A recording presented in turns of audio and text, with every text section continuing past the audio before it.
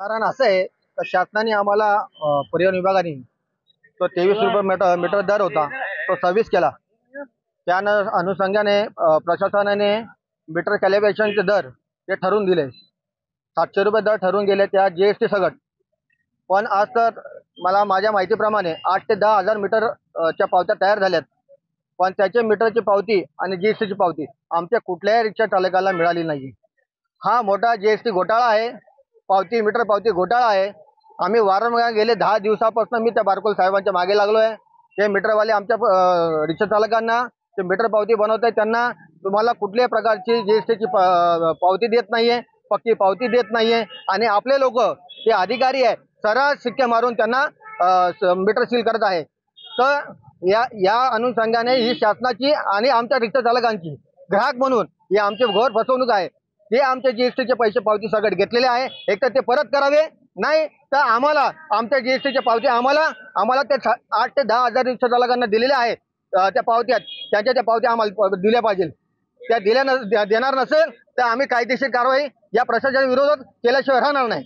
साधारण 8 ते 10 हजार रिक्षा चालकांनी आतापर्यंत मीटर पावत्या बनवल्या, त्यामध्ये एकालाही मीटर पावती फक्त मीटर पावती देण्यात आले, त्यामध्ये जीएसटीची पावती दिलेली नाहीये आणि पक्का बिल दिली। आणि प्रशासन ठरवून दिलं होतं का याच्यावर तुम्हाला मीटर पावती आणि जीएसटीचे बिल देण्यात येईल। आणि या अधिकाऱ्यांनी असं कुठलंही मीटर जीएसटीचे बिल आलं की नाही न बघताच मीटर सील केलं आणि मीटर पावतीवर त्यांनी स्टॅम्पिंग करून दिलेले। 700 रुपये आकारले जातात। ते मला वाटतं 18 ते 22% जीएसटी आहे त्याच्यावर, पण जीएसटीचे म्हणजे आमचे 150 रुपये ते जास्त घेत आहे ना आमच्याकडनं जीएसटीचे पैसे, पण त्याचे जीएसटी घेत आहे।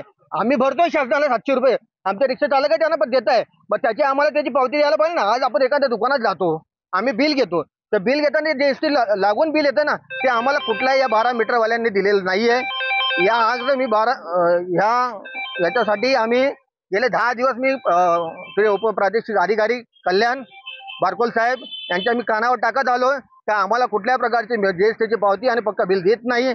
तुम्ही यांना या मीटरवाल्यांना यांना परवानगी दिली, कुठल्या आधारे दिली याचंही पत्र आम्ही दिलं, याची कुठली आम्हाला माहिती दिलेली नाहीये। काय कारण की ह्या मीटरवाल्याने आमच्या काही रिक्षा चालकांची गेल्या वेळेस जेव्हा आम्हाला मीटरचं 23 झालं होतं, काही लोकांनी याची तेव्हाही फसवणूक केली होती। त्याच मीटरवाल्याने याच्यामध्ये त्यांनाच वापस परवानगी देण्यात आली प्रशासनाकडून।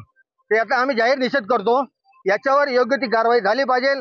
आणि ते जीएसटीचं बुडवलेलं आहे शासनाचा आणि आमच्या जीएसटी आम्हाला ती पावती देत नाही, तेव्हासाठी आम्ही आमचे रिक्षा चालक मला वाटतं कल्याण शहर कोकण रिक्षा टॅक्सी महासंघ गप्प बसणार नाही। या विरोधात त्यांनी हा घोटाळा केलाय, याच्यावर कायदेशीर कारवाई होत नाही तेव्हा सर आम्ही प्रणव दादा पेनकर यांच्या नेतृत्वाखाली जे आंदोलन करण्यात येईल ते आम्हाला उद्या मोर्चा करण्याची वेळ आली तरी चालेल, त्या काही वेळेस आम्हाला रिक्षा बंद करण्याची वेळ आली तरी चालेल, ती आम्ही करू। आम्ही हेच सांगू शकतो का आम्हाला आज फक्त लुटायचेच बाकी राहिलेले, कपडे काढायचेच बाकी ठेवलेले, फक्त पैसे लागतात इथे।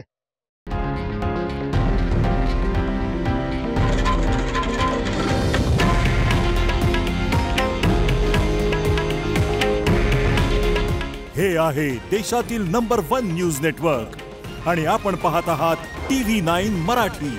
काळजी तुमची, हित महाराष्ट्राचं।